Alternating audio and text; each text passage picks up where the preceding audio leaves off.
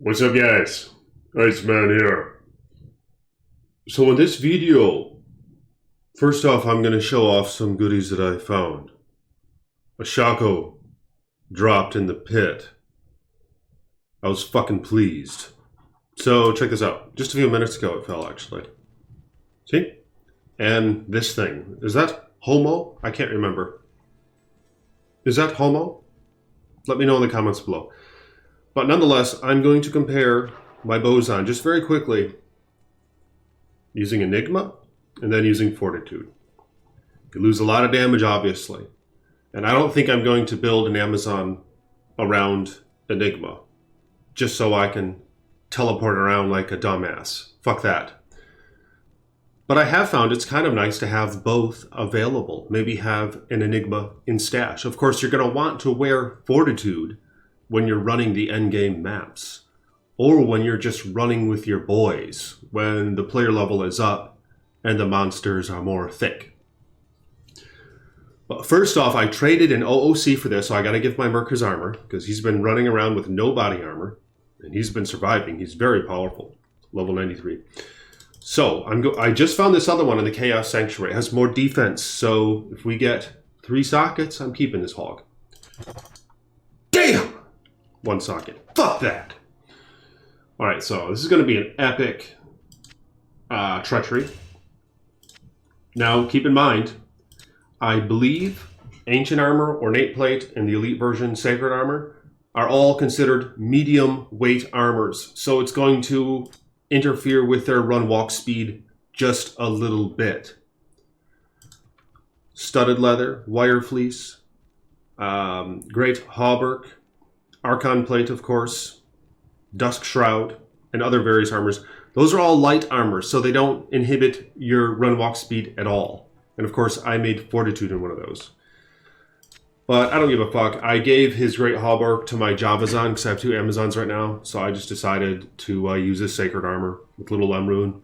Everyone's getting pretty rich as of this point in the ladder, those who have been playing like hogs, so I made a few treacheries, you know what I mean? I'll make another one in a light armor if he needs it. So here's some chance cards that I found, shitty ones. 2 to curses, 2 to skill levels. I don't know the stats on this, man. I never play Necro. So here's the shackle, and I think I'm going to slam it. Fuck it. Like I said, I'm kind of rich as fuck right now. Of course, I only have a Sir rune to my name and a few other mid runes here. I'm willing to take a risk. Yes! 2 sockets. Absolute toad. I can make a Sork. I don't know. I could trade this for a Jaw rune. I'm kind of on my way to Phoenix, so I could trade this for a Jaw rune. 2 socketed Chaco. That's toad. Alright. So check this shit out, man. Here's how her damage is looking as of right now. Watch her multi-shot. And she's wearing Enigma, so it sucks. In fact, I'm not going to show you that first. I'm going to show you her Fortitude slash... This is so frickin' toad. Let me know in the comments if I should trade that, or if I should make like a Sorceress, or even put it on my BOWAZON to fuck around with. I don't know. She has a Griffins with 1 socket. But check this out. Here's her multi-shot damage. It's 5,900. So I could actually replace this Geeds with another Max Charm. Oh, not that one. And I'll be over 6k damage. But I'm not going to do that. I'm going to replace some of these other ones with shitty MF1, a couple other ones. And I'll hit 6k damage very shortly. She'll be max 6k. And that's with Akira's Guardian with just plain IES jewels in it. No enhanced damage here. But here's her gear. Thank you to my patron, Krusty, for being willing to swap bows. It was very generous of him, because I had a faith that had 12 fanaticism, and he wears Indariel's Visage, so he still hits the final break point with his setup. But I needed a 13 or higher if I wanted to wear something different like Kira's. So thank you, sir, for helping me out with that. He has a very godly Amazon. We was running maps and shit. Cat's Eye is very nice. I need a corruption mod on this. Just a dual leech ring, which are always very nice to have on BOWAZONs. Keep that in mind if y'all plan on making a BOWAZON. You got to get that dual leech ring. There's some godly as fuck ones on the trade site. This one's not very special, but it'll do for now. Here's just a CNC Ravenfrost. This one, fire resist, so I really like that roll actually. I might give the, yeah, so now she has 77 fire and 80 lightning. War Tribes with Dex. Laying of Hands with 30 IS, which I needed to hit the breakpoint. See, she's at 95. I think the breakpoint was 92 with this Faith Bow. Or it's 95 for that matter. I don't know what the hell it is. But yeah, she does a lot of damage with Fortitude.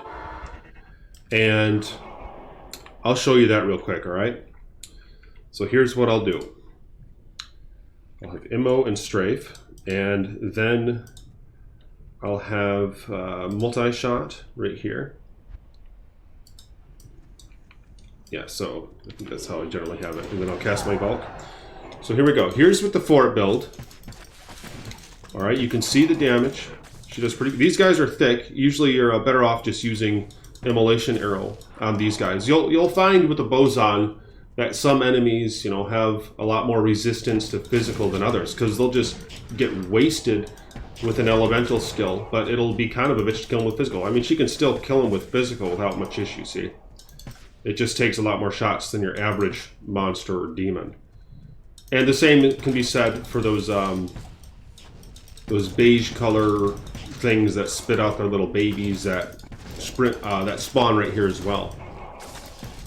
But yeah, the Pit Lords, they just go down quite easily. Then you have a physical immune one, so you have your little hotkeys for, as you can see here, I have Immolation Arrow, Strafe, Guided Arrow, which is nice for bosses, and then Magic Arrow. So, but just a showcase of the fort's damage. Doesn't really, you know, most folks skip this shit, just go to the Chaos Sanctuary, so. And this, of course, has different monsters. The Chaos doesn't have those Maw Fiends and other things that are actually very resistant to physical. So you'll find you just kill stuff a lot faster in here. Now, some folks are old school, man, and they'll just run Chaos Sanctuary and battle runs, and they'll say that's where they find all the runes. They don't do much for the maps. And you can have a different build setup for that, but if you're running maps, which is kind of what this character has been built around, you want to have your resistances, your health up. You want to have some faster hit recovery, which shouldn't be underlooked. Hers isn't high enough just yet. It's at 37. So I'll probably be in the 40s or 50s to hit a breakpoint right in that region. Because that's important. You're going to be surrounded by porcupines and shit, just shooting your ass up and hurling, you know, spears at you, just all these motherfucking enemies doing all this motherfucking damage. So they're gonna lock you up, man. That's why you have to have some hit recovery. And I've actually found how defensive Fort is, and the chilling armor that it casts. That shouldn't be underlooked, man. Because that brings down your chance of getting hit by quite a bit. So you can see here, it's 66%. Like if this were D3, like how Diablo 3 does all the math for you, and it shows just your character's all-around toughness, I would bet that Fort, compared to Enigma, would have like a plus, like 30% toughness or something like that. Just some crazy number, which is going to be game-changing, you know what I mean? But we can't see those numbers in Diablo. We just have to try to, you know, make these hypotheses on our own, or use some graphs and shit and try to figure it all out. But just your chance to hit drops a lot when you have that. And my chilling armor is not even cast yet, you see? Like here's the Enigma. So it's 66 right now. Here's the Enigma at 69. They can hit, so they have a higher chance to hit you. But yeah, when Fortitude casts its aura, you're gonna see, man, how it really drives down that chance of getting hit. I don't know if I want these guys to hit me because they have fanaticism.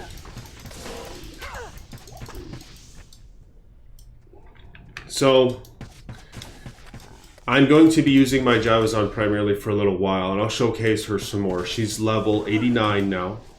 She can teleport around. It's fun as fuck. It's the first time I've had an Enigma since like the early days of Diablo 2. And that one was probably hacked or some shit. I don't think I even made it myself.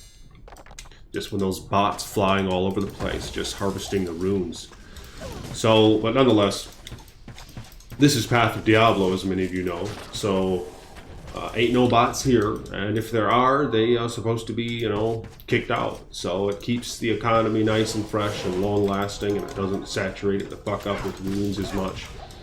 But it still does get saturated, as you'll see if you come into playing at this point in the ladder, which is kind of late now. Then about halfway through, maybe not halfway through yet, but probably less than halfway through. And here's Diablo. Shitty immolation arrow, but now when I pop on Enigma, watch this. I'm going to make a new game now, and I'm going to pop on the Enigma. So I'll be right back. Alright, so I'm in a new game, and here's what I'm going to do. I'm going to pop on Enigma. My res are going to take a hit, so I decided I'll put on High Lords, because I make up for the run walk, even though it'd be cool to have the High Lord, or the Enigma plus the Cat's Eye run walk speed. But just for this video, I'm going to showcase it with High Lords. And she does more damage with Cat's Eye, but then of course there's the Deadly Strike with High Lords. When you're using multi-shot primarily, it only applies to the center 3 arrows. So keep that in mind. Deadly Strike and some other effects. However,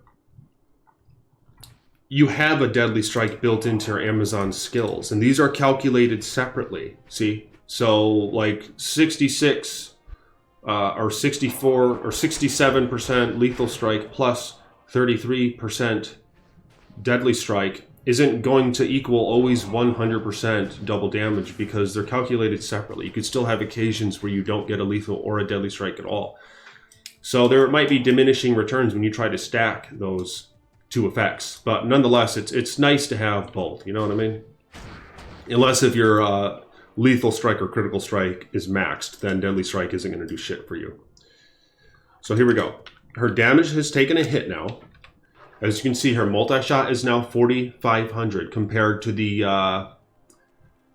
5,900. So, and that's just the max we're looking at, you know. So the minimum, you know, went way down as well. But if you were to build your character around Enigma, see, her strength is all pumped up now. She could have about 70 more decks. So at this point, from what I found, about 25 decks. See this? 5, 6, adds about 150 to max. You know, it adds 150, 200 damage. All right. So then you could times that by 3, because you're going to have, you know, 25, 25, 25, 75, let's say, decks that you wouldn't have otherwise if you're wearing Fort because of the strength requirement on your bow. So, you know, you get a couple hundred more damage at least, maybe 600 more damage. But Fort, as you know, gives you a lot more than 600 damage. So those are all to be factored in. But let's try this. So her damage is 4,500 now, her max damage. But it's fun because you can teleport around. It's also fun because your skills are higher. Now she has a freaking level 20 Valk. And now her ammo arrow does 5,000 damage per second. See? So you can just teleport around, man. It's kind of fun. And there are some areas in which I think it would be more effective to farm. Like you could go in the pit, and this might be a faster way to clear it. You could, you can teleport across the chaos. Of course, you could just have a not just puzzler on Switch or a Holy Thunder rune word. But those have charges, and that gets annoying charging that shit up. And Enigma, of course, has the wrong walk. So in terms of just straight up killing speed, these are all numbers you're going to have to figure out yourself, man. You could maybe, you know, run some other areas that you wouldn't normally run. Run the tomes in Act 2. Because those are annoying trying to run around the corridors. So you could teleport through them. See this? But you can switch over to Immo to kill those guys. Those guys are very resistant to physical. Not that you have to. You could just sit back and spam multi-shot, which is probably what most people do. Most toads do. That shit was green. Yeah, very pleased with that shackle. So, here's the Enigma build. And you probably wouldn't do this. You'd just teleport across it. But there still can be things to be found here. Here's this pesky physical immune, so you just switch over to magic arrow.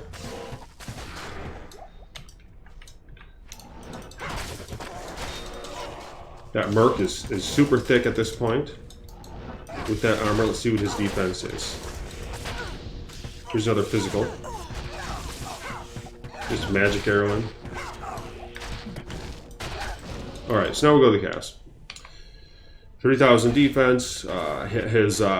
His fate hasn't cast yet. He's at the 75 breakpoint. Actually, I didn't check the breakpoint with his sword he's using. So I don't know what the breakpoint is, but he's at 30 IS plus the 45 IS. So I'm sure he's doing quite well with attack speed, which of course keeps him alive. The more he hits, the faster he hits, the more life he's stealing from his Steel Skull life per hit, which also applies to physical immunes, which is one benefit of having that life per hit on your merc over like an Endariel's Visage or a Vamp Gaze, is that they leech from physical immunes as well. See, man, it's a different setup. It's just, overall that fort is the way to go. Far more defensive. You're doing a lot more damage. That damage really adds up. But if you're doing so much frickin' damage in like lower end areas, which could even be considered the Chaos Sanctuary at this point, you might find you're running it faster with Enigma. If you teleport across the river, you can control your merc, but that's not very important. He does break physical immunities with his Lawbringer, casting Decrepify. But it's not essential with this build, because you have your 1-point magic arrow, which now shoots 3 magic arrows at once if you have over 100 decks on your Amazon. There's another physical immune. But with these guys, Immolation Arrow just wastes some. Yeah, teleporting around, controlling your merc, things like that, man. Just changes up the gameplay a little bit. So I would say if you're rich, have an Enigma in your stash. You run a little faster with it. You could, I think the pit runs, if you do pit runs, just to switch things up sometimes. And of course, pit's a nice area to go. You can find all the best stuff there. You can find Ethereal's Might in the pit. You can find a Griffin's Eye in the pit. And you can find every single rune in the game in the pit, you know what I mean? It's not very dense, however. But some folks like to just switch it up and chill back, man. You can chill in the pit because it's easy when you have an adequate hell-running player. So watch how fast Immo wastes Diablo now.